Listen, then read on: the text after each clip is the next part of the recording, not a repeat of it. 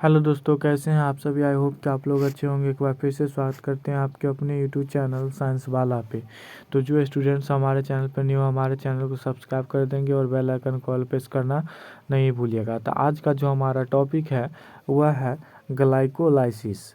और ये जो हमारा सफलता सीरीज का पार्ट नंबर होने वाला है वह सफलता सीरीज का पार्ट नंबर 11 होने वाला, यानी 11 होने वाला है। ठीक है, तो चलिए आज के इस सेशन को स्टार्ट करते हैं। कहता है ईस्ट के अनक्षी श्वसन चक्र में अणुओं के उचित क्रम को मिलाइए। उचित क्रम को मिलाना है तो ये जो यहाँ पर देख रहे होंगे, तो ए की जगह पर क्या होगा और बी की जगह पर और सी की जगह पर क्या होगा ये पूछा है। तो इसका जो हो जाएगा, ए की जगह पर आपका हो जाएगा, ए की जगह पर इथेनॉल हो जाएगा, बी की जगह पर एसीटल्डिहाइड और सी की जगह पर CO2 हो जाएगा। यानी ऑप्शन नंबर सी सही है। चलिए अब अगला क्वेश्चन हम लोग देखते हैं। अगला क्वेश्चन क्या है। अगला क्वेश्चन कहता है ग्लाइकोलिसिस के दौरान सब स्टेट में से जल के अणुओं को पृथक करने का कौन सी अभिक्रिया होती है। तो कौन सा अभिक्रिया होता है, तो इसमें होता है ग्लूकोज होता है 6 फास्फेट में टूटता है। अब अगला है आपका, दी गई अभिक्रिया निम्नलिखित में से किस विधि को दर्शाता है।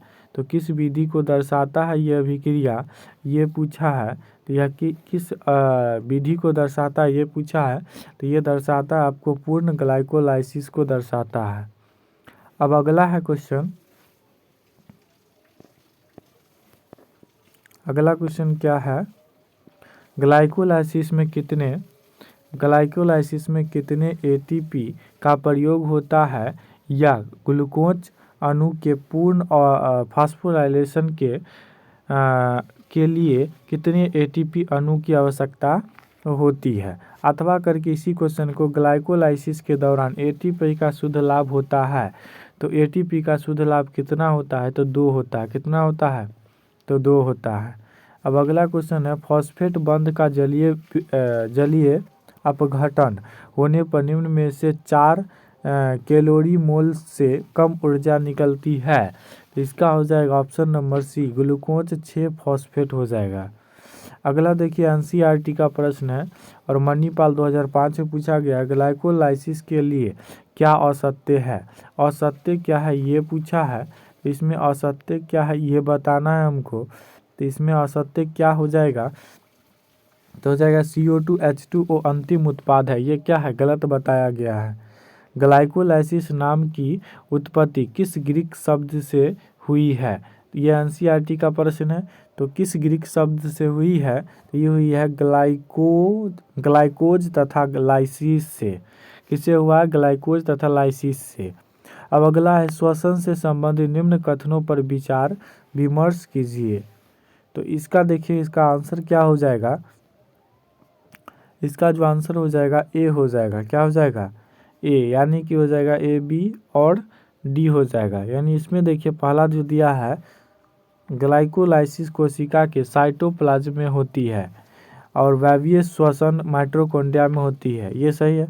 उसके बाद D में है, ये वाला सही है। क्या है, C51 और H 98 और 5 O5 एक वसीय अम्ल ट्राइपामीटीन का रासायनिक सूत्र है। ठीक है। अब अगला क्वेश्चन देखिएगा, डी कार्बोक्सिलेशन सम्मिलित नहीं है। तो डी कार्बोक्सिलेशन सम्मिलित नहीं है, किसमें सम्मिलित नहीं है ये पूछा है। ये सम्मिलित नहीं है ग्लाइकोलाइसिस में। अब अगला है आपको, ग्लाइकोलाइसिस में एक सही क्रम होता है। तो एक सही क्रम क्या होता है, तो ये होता है, सही जो क्रम है इसका, ये होता है आपका क्या, सही जो इसका क्रम है वह क्रम हो जाएगा सही G6P और 3PGAL और 3PGA और PE हो जाएगा। ठीक है। अब अगला क्वेश्चन है, ग्लाइकोलाइसिस में ऑक्सीडेशन के दौरान इलेक्ट्रॉन किसके द्वारा पृथक होता है। तो किसके द्वारा होता है, NAD+ के द्वारा होता है। ठीक है। अब अगला है, किस पद के द्वारा किस पद के द्वारा ग्लाइकोलाइटिक पथ में कोएंजाइम के अपचयन को दर्शाया गया है? तो किसको दर्शाया गया? तो ग्लिसरॉइड 3 फॉस्फेट से एक 313 डाइफॉस्फोग्लिसरेट द्वारा। चलिए अब अगला क्वेश्चन पर आते हैं हम लोग। श्वसन का प्रथम चरण क्या है? तो श्वसन का प्रथम जो चरण है वह क्या है? तो ये ग्लाइकोलिसिस है। क्या है? ग्लाइकोलिसिस है। अगला है हमारा, क्या कहता है अगला? निम्न में से कौन सा कथन गलत है? तो गलत कथन को चयन करना है। ये नीट 2018 का प्रश्न है। इसका आंसर हो जाएगा ऑक्सीकरण फास्फोरिलीकरण सूत्रीकरण का बाह्य झिल्ली में घटित होती है। ऑप्शन नंबर डी इसका सही था। अब अगला है, फास्फोराइलेशन का उत्पाद है। तो फास्फोराइलेशन का उत्पाद है fructose 1,6 diphosphate. Option number B सही है। अब अगला है, ग्लाइकोलाइसिस में अंतिम उत्पाद होता है। एनसीईआरटी का प्रश्न है। ग्लाइकोलाइसिस में अंतिम उत्पाद क्या होता है? ग्लूकोज का पायरुविक एसिड में बदलना, ये अंतिम उत्पाद होता है। अब अगला है, ईएमपी पथ के दौरान कुल कितने अणुओं की उत्पादन होता है? तो कुल कितना अणु का होता है? 8 एटीपी अणु का होता है। अब अगला है, ग्लाइकोलाइसिस ईएमपी पथ पाई जाती है। तो ईएमपी पथ कहाँ पाई जाती है? तो ये देखिए बीसीईसी 2006 में पूछा गया है, ठीक है, और ये बहुत सारे एग्जाम में पूछा गया है। तो ग्लाइकोलाइसिस पथ ईएमपी पाई जाती है, तो ये कहाँ पाई जाती है ये पूछा है। तो ये पाई जाती है आपको साइटोप्लाज्म में। कहाँ पाई जाती है? तो साइटोप्लाज्म में पाई जाती है। अब अगला है, निम्न में से कौन सा एक ग्लाइकोलाइसिस के लिए प्रथम पद है? ये देखिए जो पद वाला जो क्वेश्चन आता है ये बहुत सारा एग्जाम में पूछा जाता है, तो इसे आप लोग याद रखिएगा। तो इसका देखिए एनसीईआरटी का प्रश्न है। किसका प्रश्न है ये? एनसीईआरटी का प्रश्न है ये, ठीक है, एनसीईआरटी का प्रश्न है। तो इसका जो प्रथम पद जो हो जाएगा ग्लाइकोलाइसिस के लिए, क्या हो जाएगा इसका प्रथम पद? तो इसका हो जाएगा आपको ग्लूकोज का फास्फोराइलेशन हो जाएगा। क्या हो जाएगा? ग्लूकोज का फास्फोराइलेशन। अब अगला क्वेश्चन है आपका, ग्लाइकोलाइसिस किस में पाई जाती है? तो ग्लाइकोलाइसिस किस में पाई जाती है, ये एनसीईआरटी का प्रश्न है। तो ये किस में पाई जाती है? तो ये पाई जाती है सामान्य सभी कोशिकाओं में पाई जाती है। सामान्यतः सभी कोशिकाओं में पाई जाती है। अब अगला है, निम्नलिखित में से कौन सा जैव अणु वसा, कार्बोहाइड्रेट और प्रोटीन के श्वसन माध्यित भंजन में सर्वनिष्ठ होते हैं? ये नीट फेज 2016 का प्रश्न है। तो इसका जो आंसर हो जाएगा ना, एसिटिल कोएंजाइम हो जाएगा। अब अगला है आपका, ग्लाइकोलाइसिस का दूसरा नाम है। ग्लाइकोलाइसिस का दूसरा नाम क्या है? ये पुणे सीईटी में पूछा गया है और सीपीएमटी में भी पूछा जा चुका है। इसका आंसर हो जाएगा ईएमपी मार्ग हो जाएगा। अब अगला क्वेश्चन है आपका, श्वसन के दौरान होता है। तो श्वसन के दौरान क्या होता है ये पूछा है। तो ग्लाइकोलाइसिस के दौरान 2 पीजीएल निर्मित होते हैं तथा क्रेब्स चक्र में कोई पीजीएल निर्मित नहीं होता। ग्लाइकोलाइसिस के दौरान 2 पीजीएल निर्मित होता है, लेकिन क्रेब्स चक्र में कोई पीजीएल नहीं निर्मित होता है। अब अगला क्वेश्चन देखिएगा, श्वसन के दौरान पायरुविक एसिड का निर्माण किस प्रक्रिया द्वारा होता है? यह बीएचयू 1995 का प्रश्न है। अथवा करके पूछा गया इसी प्रश्न को। जंतु कोशिकाओं में ग्लूकोज ब्रेक डाउन की पहली अवस्था कौन सी है?